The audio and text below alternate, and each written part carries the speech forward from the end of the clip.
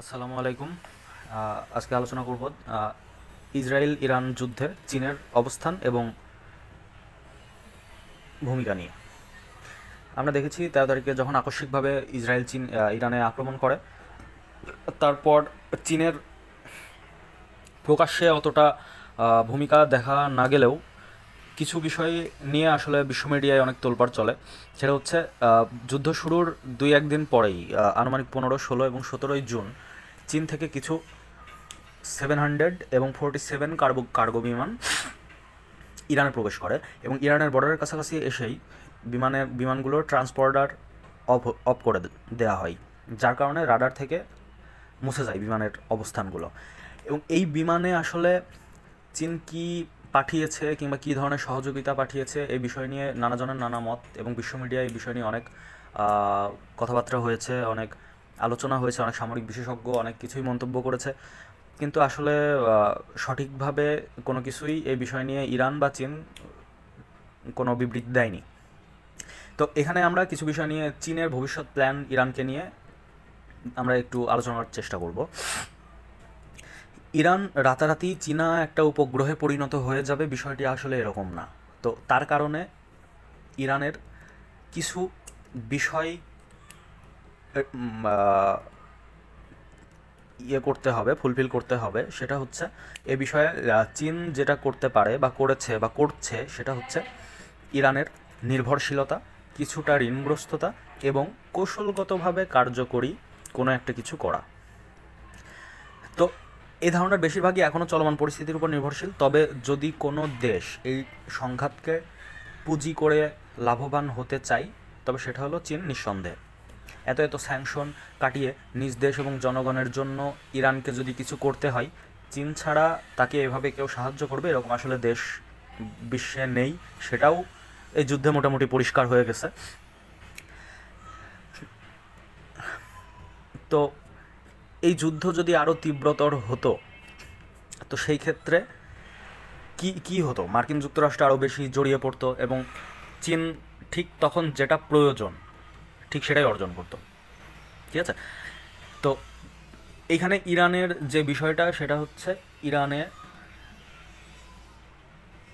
যথেষ্ট পরিমাণ তেল সম্পদ আছে এবং চীনে অনেক বেশি পরিমাণ তেল যায় ইরান থেকে অপরিশোধিত, যেটা বৈশ্বিক চীনের আমদানির অপরিশোধিত তেলের আমদানির প্রায় 20%। এবং যদি শুধুমাত্র আমি উপসাগরীয় দেশগুলো সৌদি আরব কিংবা আরব আমিরাত এবং অন্যান্য যারা গালফ অফ কান্ট্রিগুলো আছে তাদের বেসিসে চিন্তা করি, তো সেই ক্ষেত্রে হচ্ছে এই পার্সেন্টেজের পরিমাণ প্রায় 53% অপরিশোধিত বা ক্রুড অয়েল যেটাকে আমরা বলি সেটা ইরান থেকে চীনে যায়। তো এই পরিস্থিতিতে যদি ইরান ফল করে তাহলে কিন্তু মিডল ইস্টে চীনের তাবেদারি আর থাকবে না এবং চীনকে বা চীনের কথা ওইভাবে মানবে বা চীনের একটা প্রভাব থাকবে ওই রকম কোনো আসলে দেশ নেই। সেটা এ যুদ্ধে মোটামুটি আমরা কূটনৈতিকভাবে দেখেছি বা পরিষ্কার বিষয়টা। তো এই জন্য চীন আসলে কি করেছে সেটা আমরা 2021 সালে যদি একটা চুক্তির বিষয় দেখি ইরানের সাথে চীনের, যেখানে ইরান ও চীন প্রায় দীর্ঘ 25 বছরের একটি অংশীদারিত্ব স্বাক্ষর করেছে, যা প্রতীকী কূটনীতির বাইরে অনেক কিছুর ইঙ্গিত করে। চুক্তিটি জ্বালানি অবকাঠামো, টেলিযোগাযোগ এবং সামরিক উন্নয়নে দীর্ঘমেয়াদী সহযোগিতার রূপরেখা তুলে ধরে।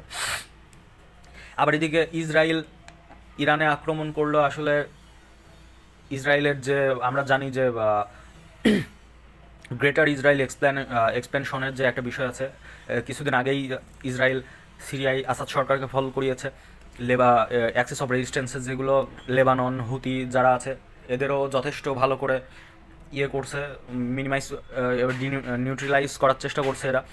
তো সেই ক্ষেত্রে সবাই পশ্চিমা বিশেষ করে ইউএস এবং ইসরায়েলেরা চিন্তাভাবনা করছিল হয়তো বা ইরানকে এই সুযোগে সাইজ করেই দিবে। কিন্তু সবথেকে বড় যেই ধাক্কাটা তারা খায় সেটা হচ্ছে ইরানের ব্যালিস্টিক ক্ষেপণাস্ত্র। এই প্রযুক্তিটা আসলে ইরানকে যে কি পরিমাণ একটা অ্যাডভান্টেজ দিয়েছে যেটা ভাবার বাইরে, এবং যার ফলশ্রুতিতে কিন্তু আমরা দেখেছি যে ইসরায়েল এবং ইউএসের আসলে পিছু হটা ছাড়া বা যুদ্ধ থামানো ছাড়া কোনো উপায় ছিলও না। তো এখন আসা যাক যে চীনের বিষয়ে কিছু বলতে যাচ্ছিলাম আমরা, সেটা হচ্ছে যদি ইরান আরও বেশি বেশি দিন যুদ্ধে টিকে থাকতে পারতো, বা এই জায়গায় আমেরিকা যদি আরও বেশি বড় যুদ্ধে জড়িয়ে পড়তো, তাহলে কিন্তু চীন ইরানকে আশা করা যায় অনেক ধরনের সহযোগিতা দিয়েই পাশে থাকতো। যেরকম চীন তার এয়ার ডিফেন্স বা যুদ্ধ বিমান অথবা radar cross section satellite signalling দিয়ে আপনার ballistic missile pin point precise strike যেন করতে পারে, এই সকল বিষয়ে যে চীন ইরানকে অনেকাংশে ভিতর থেকে সহায়তা করেছে, এই বিষয়টা আসলে আমরা একেবারে উড়িয়ে দিতে পারি না। তা নাহলে হয়তো বা অনেক কিছুই ইকুয়েশন অন্যরকম হতে পারতো। এই জায়গায় রাশিয়া সরাসরি যেহেতু ইরানকে অনেক দিক থেকে সাহায্য করতে পারেনি, কারণ এই বিষয়ে রাশিয়া একটা স্টেটমেন্ট দিয়েছিল ভ্লাদিমির পুতিন, যে ইসরায়েলে এখন প্রায় 2 মিলিয়ন প্লাস যে ইসরায়েলিরা আছে তারা সোভিয়েত ইউনিয়নের সিটিজেন ছিল, এবং তারা কিন্তু সরাসরি রুশ ভাষাভাষী নাগরিক। তো এই ক্ষেত্রে রাশিয়া চাইবে না বা চাইনি সরাসরি অনেক বড় মাপের কোনো সাহায্য সহযোগিতা দিতে।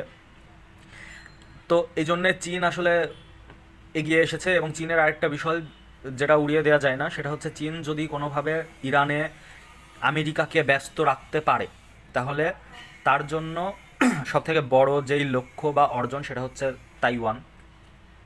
এই তাইওয়ান কিন্তু চীনের জন্য তাইওয়ানকে ফোকাস করা একদম সহজ হয়ে যাবে, হ্যাঁ একদমই সহজ হয়ে যাবে। যার কারণে মানে তখন আমেরিকা ওইভাবে আর শেল্টার দিতে পারবে না তাইওয়ানকে। এদিকে একটা বিভ্রান্ত আমেরিকা ইরানে ছড়িয়ে ছিটিয়ে থাকবে, ইরানে যুদ্ধ নিয়ে ব্যস্ত।